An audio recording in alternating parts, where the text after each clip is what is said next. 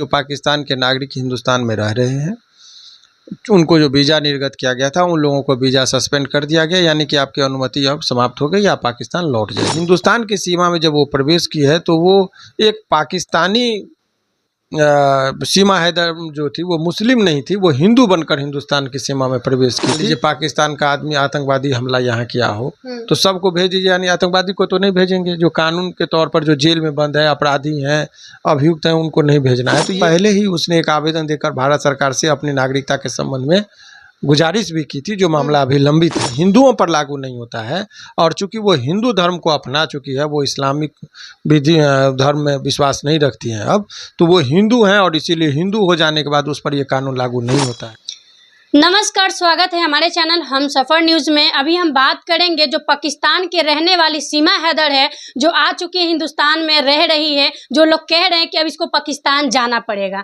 इसी विषय पे हम बातचीत करने के लिए हैं शिवनंदन भारती जी। इनसे हम बातचीत करेंगे कि क्या सीमा हैदर को जाना पड़ेगा पाकिस्तान या हिंदुस्तान में रहेगी। आप सब बने रहे वीडियो में। पहले तो स्वागत है सर, कैसे हैं? बहुत बहुत शुक्रिया आपका भी। देखिए, अभी जो आपने ये कहा कि हिंदुस्तान और पाकिस्तान के बीच में जो एक करार था, वो इस आतंकवादी हमले के बाद भारत सरकार ने एक फरमान जारी किया है कि पाकिस्तान के जितने भी नागरिक जिनको वीज़ा दिया गया था, उसके वीज़ा को सस्पेंड किया गया और 27 तारीख तक का अंतिम समय दिया गया है कि आपको पाकिस्तान लौट जाना है।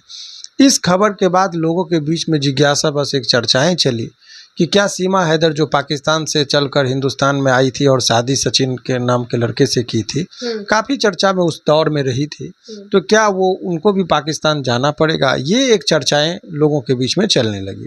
देखिए, कानूनी तौर पर जो प्रावधान है उसके मुताबिक जो आकलन कह रहा है उस पर हम, हालांकि विशेष कोई नियम आ जाए, विशेष कोई आदेश पारित कर दे भारत सरकार, तब तो नहीं कहा जा सकता है। परंतु ये दो तीन चीज़ें आप समझिए कि अभी जो भारत सरकार ने जो ये आदेश जारी किया है, उसमें उन्होंने सिंपल सा कहा है कि जो पाकिस्तान के नागरिक हिंदुस्तान में रह रहे हैं, उनको जो वीज़ा निर्गत किया गया था, उन लोगों को वीज़ा सस्पेंड कर दिया गया, यानी कि आपकी अनुमति अब समाप्त हो गई, या पाकिस्तान लौट जाइए। परंतु ऐसे व्यक्ति पर यह कानून लागू नहीं होता है जो व्यक्ति हिंदू जो पाकिस्तान के हिंदू हिंदुस्तान में लौटे हैं, उन पर यह कानून लागू नहीं होता है। ये फरमान का असर नहीं हो, यानी कि हिंदू जो हैं पाकिस्तानी, वो हिंदुस्तान में रह सकते हैं, अभी उन पर कोई खास असर नहीं होना है। तो इनके तीन आधार हैं जिसका वो लाभ लेकर पाकिस्तान की जो सीमा हैदर वो हिंदुस्तान में रह सकती है। पहला कि हिंदुस्तान में हिंदू पर लागू नहीं होता, तो वो जन्म हुआ था उसका मुस्लिम परिवार में, परंतु जब पाकिस्तान से नेपाल के रास्ते हिंदुस्तान में जब वो प्रवेश की थी, उस दौरान आप देखेंगे कि वो नेपाल में शादी की थी सचिन से, हिंदू विधि के मुताबिक, और हिंदू धर्म को अपना ली थी। तो वो जब हिंदुस्तान की सीमा में जब वो प्रवेश की है, तो वो एक पाकिस्तानी सीमा हैदर जो थी वो मुस्लिम नहीं थी, वो हिंदू बनकर हिंदुस्तान की सीमा में प्रवेश की थी, और वो हिंदू है, इसीलिए उस पर ये कानून लागू नहीं होता है। इस बात का वो आवेदन भारत सरकार को देगी, तो भारत सरकार को विचार करना पड़ेगा, नंबर 1। नंबर 2, उसके पास एक और उपाय है कि ये वीज़ा इनको निर्गत ही नहीं था, विदाउट वीज़ा आई थी, बिना कोई परमिशन के, इजाज़त के वो हिंदुस्तान में आ गई थी।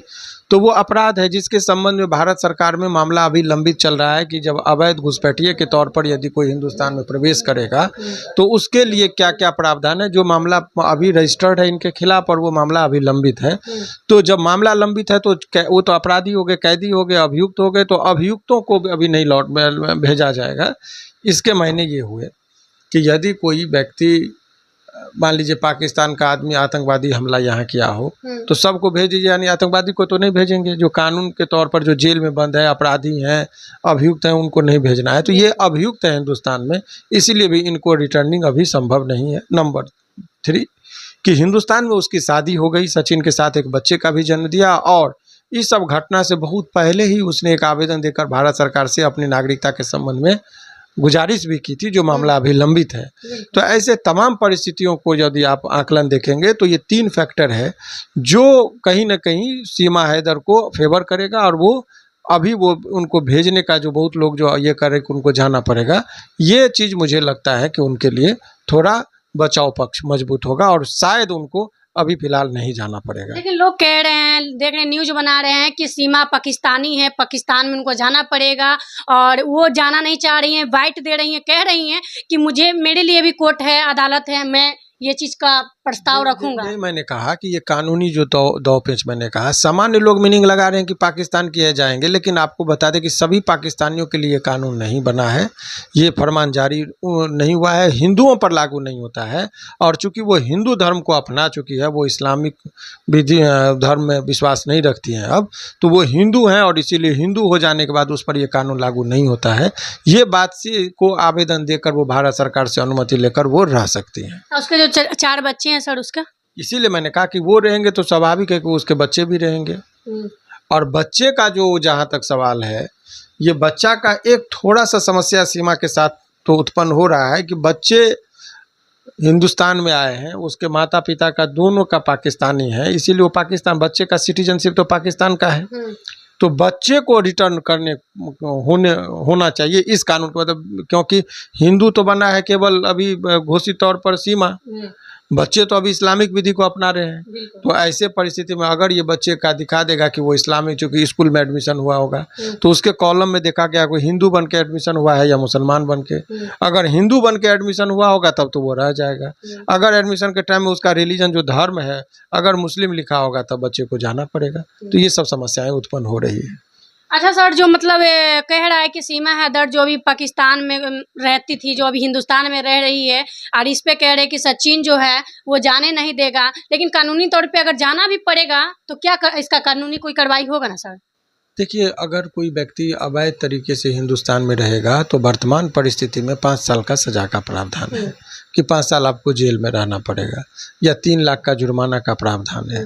तो अगर कोई आदमी वायलेट करेगा, इसका वायलेशन करेगा, नियम का उल्लंघन करेगा, तो ऐसे परिस्थिति में उसके लिए सज़ा का प्रावधान है, अरेस्ट होगा, कस्टडी होगी, तो ये सब चीज़ें तो है। लेकिन फिलहाल जो मैंने आपको बताया कि कानून यही कहता है, अगले 1-2 दिन में 27 तारीख तक का वक्त दिया गया था, तो कल तक तो सारी स्थितियाँ स्पष्ट हो जाएंगी कि उनको रहना होगा कि नहीं रहना होगा, ये सारी स्थितियाँ कल तक स्पष्ट हो जाएंगी। अच्छा, पहलगांव में जो भी हंगामा हुआ है, जो अभी देख रहे हैं कि जाति पूछ कर मारा जा रहा था, धर्म पूछ कर मारा जा रहा था गोली, इस पे क्या कहना चाहिएगा सर? देखिए, ये खबर का आज के डेट में कॉमन सेंस लगाने की ज़रूरत है कि एक ये जो खबर चल रही है, मेरा व्यक्तिगत मानना है कि इतने बड़े वारदात हो जाने के बाद जाति और धर्म के चश्मे से सब कुछ को नहीं देखना चाहिए। आतंकवादी का कोई जाति नहीं होता, कोई धर्म नहीं होता।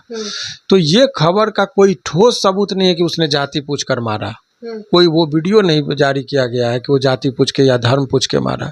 तो ये सब चूंकि अपने नाकामयाबी को छुपाने के लिए भी कभी कभी इस तरह की बातें कही जा रही है। चर्चा होना चाहिए जिस बात पर कि आखिर वहाँ कौन सी सुरक्षा में चूक हो गई कि हमारा आदमी मारा गया, हिंदू ही मरा, ठीक है, तो क्यों मरा, इसके लिए कौन जिम्मेदार है? हमारी सुरक्षा की जिम्मेदारी सरकार की है और भारत सरकार की जिम्मेदारी है। तो आखिर आपके सुरक्षा में कहाँ चूक हो जाती है? तो ये एक विषय, चर्चा का विषय होना चाहिए, सवाल पूछे जाने चाहिए। लेकिन अब वहाँ पर हिंदू करके मारा, मुसलमान करके, ये डिबेट का विषय नहीं होना चाहिए। संवेदनशील मामले पर संवेदनशीलता से बातें होनी चाहिए कि आखिर कई घंटों तक वहाँ पर प्रशासन नहीं पहुँची, बहुत लोग गोली लगे, खून से गोली लगने से जो मौत हुई, पोस्टमार्टम रिपोर्ट देखेंगे आप तो पता चलेगा कि उसमें जो बहुत लोग मरे हैं, जब ब्लड बहुत ज़्यादा शरीर से निकल जाता है तो शौक से भी मरते हैं। तो समय पर यदि उन लोग को ट्रीटमेंट मिल गया होता 1.5-2 घंटा के बाद, चूँकि जो वहाँ के प्रत्यक्षदर्शी थे उन्होंने अपनी बातें को कहा, तो वो यदि मिल गया होता तो शायद उनको, उन लोग को, कुछ लोगों को बचाया जा सकता था। तो आखिर इससे प्रेरणा यही मिलता है, इस घटना के बाद एक सीख यही मिलती है कि आप को चौकस रहना होगा, कहाँ चूक हुई उस पर विवेचना होनी चाहिए। लेकिन ये सब चीज़ें कि वो जाति धर्म, ये कुछ लोग हैं जो हर चीज़ को धर्म का, चूँकि वो राजनीति किसी को कहते हैं, और लाश पर राजनीतिक बातें नहीं करनी चाहिए। लोग मरे हैं, उनके परिवार के प्रति गहरी संवेदना दिखानी चाहिए और वहाँ पर लोगों के बीच में आक्रोश न हो जाए, लोग और उत्तेजित हों। इसीलिए ये सब कुछ असामाजिक तत्व इस तरह की बात को फैला रहे हैं कि जाति और धर्म पूछ के मारा गया। जो भी बात करें ये गलत है। अच्छा, कहा जा रहा था, एक कहावत था, हिंदू मुस्लिम सिख ईसाई आपस में हम भाई भाई, ये कहावत कहाँ जारी हो रहा है सर? कि ये जो दौर है, हर चीज़ का दौर होता है। आप मध्यकालीन भारत में जब थे तो एक आदमी का शासन था, अकबर। तो अकबर ने दीन इलाही धर्म चलाए थे। उनके घर में ही एक तरफ राधा कृष्ण की मूर्ति होती थी और दूसरे तरफ वो नमाज पढ़ते थे। उस कल्चर के बाद जब औरंगजेब का शासन आया तो वो कट्टर मुस्लिम शासक के तौर पर आए, जजिया कर लगाया कि जो हिंदू है उनको टैक्स देना पड़ेगा रहने के लिए। लेकिन बड़ी आलोचना हुई और 1707 ईस्वी में जब औरंगजेब की मृत्यु हुई तो मुगल वंश का पतन शुरू हो गया था। तो पतन का कारण था। हिंदुस्तान में भी बहुत सारे लोग सेकुलर रहे। कट्टर हिंदूवादिता का कोई भी बात करेगा तो हिंदुस्तान की चीज़ों में बहुत लंबे अवधि तक शासन नहीं होता है। तो इसीलिए ये जो परंपरा चली है उस पर बहुत लोगों को विचारना होगा कि ये हिंदुस्तान की एकता और अखंडता की बात है। इसीलिए हिंदुस्तान की एकता और अखंडता को बरकरार रखने के लिए सभी लोगों का जो योगदान रहा है देश के बनावटी में, उसका ख्याल रखना चाहिए। अच्छा सर, ये जो अभी पाकिस्तान में पानी रोक दिया गया है भारत से, इस पे क्या विषय कुछ कहिएगा? नहीं, ये समझौता जो हुआ था, शिमला समझौता, उसके तहत था कि भाई पानी का कितना अंश हिंदुस्तान इस्तेमाल करेगा, कितना पाकिस्तान करेगा। तो भारत सरकार ने कहा कि आपके साथ जितने हमारे पूर्व के संधि हुए थे उसको मैं तोड़ रहा हूँ।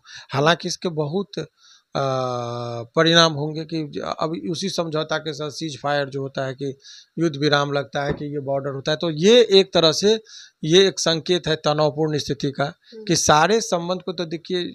आपके एक चीज़ बताइए कि ये जो तो भारत सरकार का ये विदेश नीति होती है वो सब बहुत प्रभावित होगा इस सब से।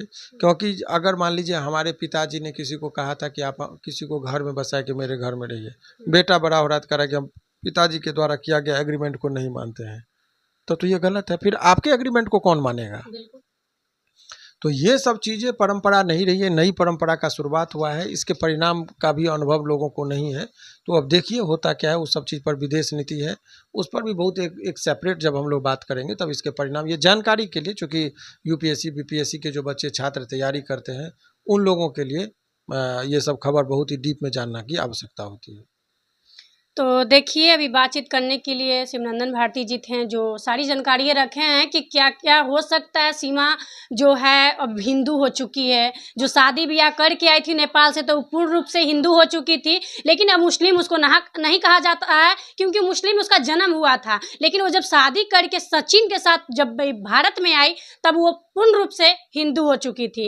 इसी विषय पे बातचीत हुआ था कि अब सीमा को पाकिस्तान जाना नहीं पड़ेगा। आप लोग क्या कुछ सोचते हैं? आप लोग अपना कमेंट बॉक्स में राय ज़रूर दीजिएगा। वीडियो अच्छी लगी तो लाइक कमेंट शेयर कीजिएगा। मिलते हैं नेक्स्ट वीडियो में, तब तक के लिए जय हिंद।